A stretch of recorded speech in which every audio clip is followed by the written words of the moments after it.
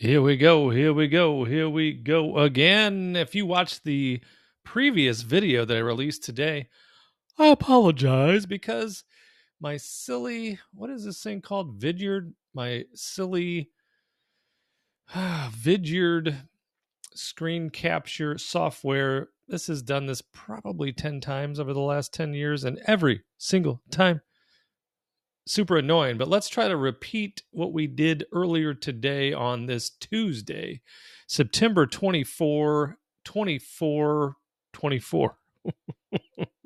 20 and the 24 on the Mayan calendar, 102, 101 p.m.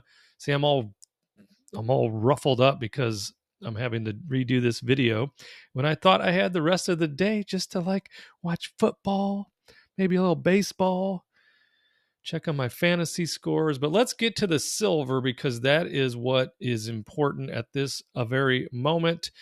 Earlier in, probably 2 weeks ago, we had the statement, if I can pull it up here, it's here somewhere, that we are looking at 29 as resistance. We looked at 29 as resistance for probably a couple of months. We finally got the breakthrough, and our idea before that happened was let's get through resistance and then flip that thing into support. That's what happened, and it happened very nicely because it hasn't even whiffed 29 since then.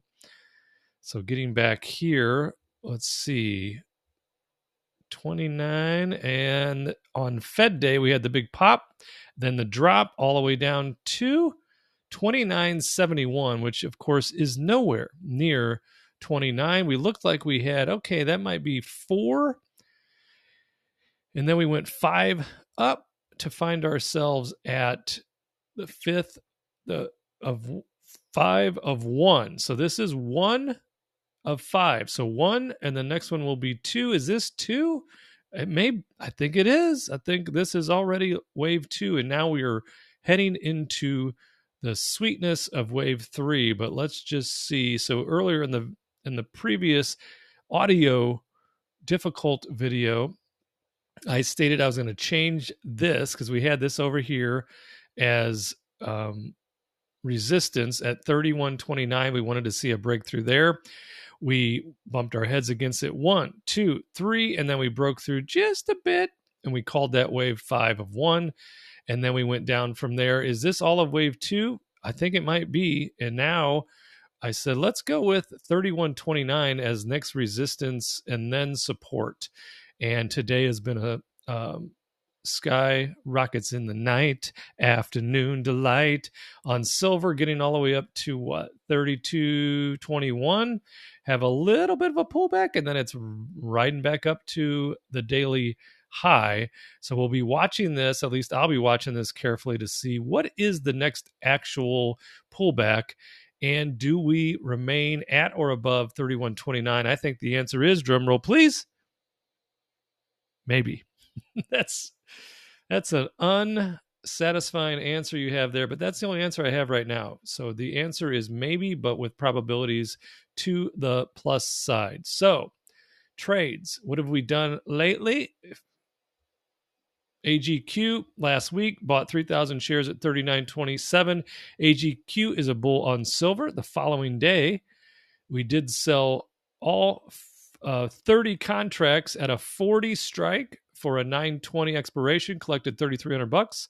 Following day, we bought 2,000 shares of Clean Spark at 924. Currently, Clean Spark is at, drum roll please, 960. So having a decent day in the Clean Spark there. AGQ, this was one day later after selling the call. We rolled that call up and out, up $1 to 41. So that adds $3,000 in upside appreciation, along with $1,200 of premium into my My Little Pony Velcro wallet, stuffed neatly into my skinny jeans. Yesterday, this trade did not work out at all. SQs, which is a bear on the NASDAQ. I bought 4,000 shares at 781, and I've already been stopped out today for about, I think, a $600 loss. I'll put the math on here on today's, when I update today's moves. And then, wait a minute, that is today's, this, All right, I got to move this AGQ down because that happened today. But here's the fun one. SLV, I did my first leaps. My first leap buy, I bought call options at 26 strike, 100 contracts for a January 16th, 2026 expiration for $56,500. And then today I rolled the AGQ again, rolled it out and up, another buck in the coffers, 30 contracts for a October 4th expiration, collected $1,050 for doing so, and then did add another $3,000 to the upside. But right now, AGQ's at 43.32. Hello. So I'm underwater on that, but let's go to the big board just to see what's up. And there we have it. We're going to go ahead and, since it didn't count last time because there was no sound, we're going to have to lock in another all-time high. Because when I locked it in on the silent video, it was at 2241. Now we're at 2243. So we'll take that all day, every day, and twice on Sunday. So there is our underwater AGQ, but it doesn't expire until the 4th. Bloop, bloop, bloop, bloop. It's saying it's down 3240. Hey, it is. But look at that, those SLV leaps. One day in, and we're up 15% at 8,500 dollar bills. So that is going in our way. Silver's making me feel very nice inside, real warm and fuzzy. Also, had a great weekend, nice long weekend at Kristen and Brian's lake house. My brother and sister-in-law were there as well. And my son was actually in the vicinity. I am still flustered from that soundless video. My son was close by as well at Uncle Gary and Aunt Kathy's house. Those are Stacy's relatives, and cousin Jake was along, and they fished for 2 days, caught a bunch of fish, including a nice amount of crappie that Deuce, aka Bart II, cleaned himself and brought home. So I have that to look forward to. Sparkle Barbie sent me this earlier. This is a listing in Valparaiso on Long Lake. Here's Long Lake right here in Valparaiso. And it's 1.45 million, so I don't have a lot of interest in it, but I'm going to humor her, possibly look at it. This is kind of cool, though. It is a 6-bedroom, 6.5 bath, unique estate property that dates back to the Prohibition era when it was a 10-room hotel only accessed by a hand-pulled ferry across Long Lake to bring guests to this then island resort. Pretty cool. If you can prove to me that Al Capone stayed there, then I'm probably going to be interested. Otherwise, I'll be fearful that it is super haunted. This would be the look out the back. So Long Lake does exactly this. Let's see. Can we see a few pictures? This is the narrow portion of the lake where this house is, which to me is kind of cool because then all of this area through here is all private as far as lake frontage is concerned. So it's an interesting property in that it has 3 separate spots: the main house, like a guest house, and then also what used to be the garage is turned into a 10-person bunkhouse. So essentially, if you bought it and split it up into Airbnbs, that would be possible. But we've also always dreamed of a compound where all 3 kids with their spouses and their children could come back to on Thanksgiving, Christmas, a couple weeks in the summer, what have you. So I don't know. That's a lot of dough. That is a lot of dollar bills, y'all. So, I mean, it's not overwhelming as far as the finishes, but it is pretty cool because if you love the lake, which I think most human beings love water and water views and water sounds, then this is pretty cool. I don't know. We'll look at it. I'll let you know. I don't want to move. If anything, I'll put together a party barn in the back, which I've always wished for as well, which will require me to replat my mini sub from when I developed this 40 acres back in 2006. It's been that long. But in order to put a pole barn up where I want to put it, it has to go on this extra strip of land that I have portioned off by itself, but because it's on its own tax ID, you can't have a pole building before having a residence. So I'd have to bring that property back into my personal residence before I can build a pole barn. Should have done it back when I was thinking about it, like in 2020, 2021.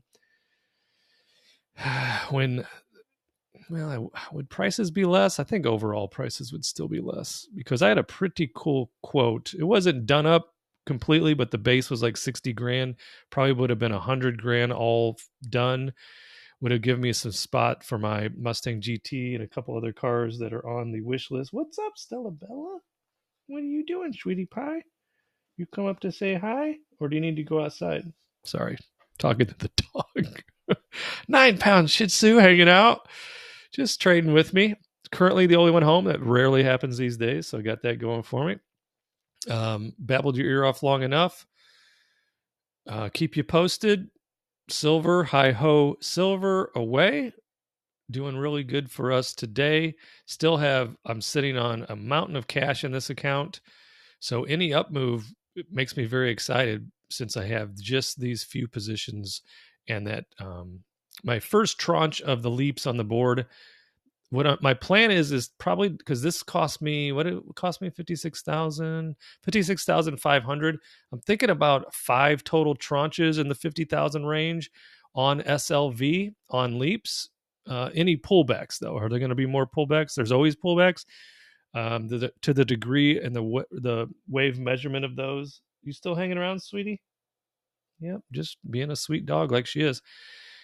Then I'll be making some more tranches. If not, oh well, I'm going to miss some of the move, which I've already done on silver from the big sell-off I had last time. But from a psychological perspective, when I hit that 2-2, let me see when that was. That was, I don't think I ever was able to record the 2-2. So it was probably around mid-July, got up to 2-2, and then, retreated all the way back down into it was like 1973. Way back in the Wayback Machine. And from a psychological perspective, I said, I get back to 2-2, I'm pulling at least half off, but I went bananas that day and pulled most of it off. So I've missed a pretty good move in silver and gold. But again, I do not suffer from FOMO. I truly do not. So would I want that money? Of course. But I didn't get that money. Okay, that means she needs to go out. All right, sweetie, give me 1 second here. So I'm going to wrap it up here, take Sweetie Pie out, Stella Bella, and I'll check back with you probably tomorrow. Hopefully this one's going to have sound. I'll talk to you soon. Have a great day.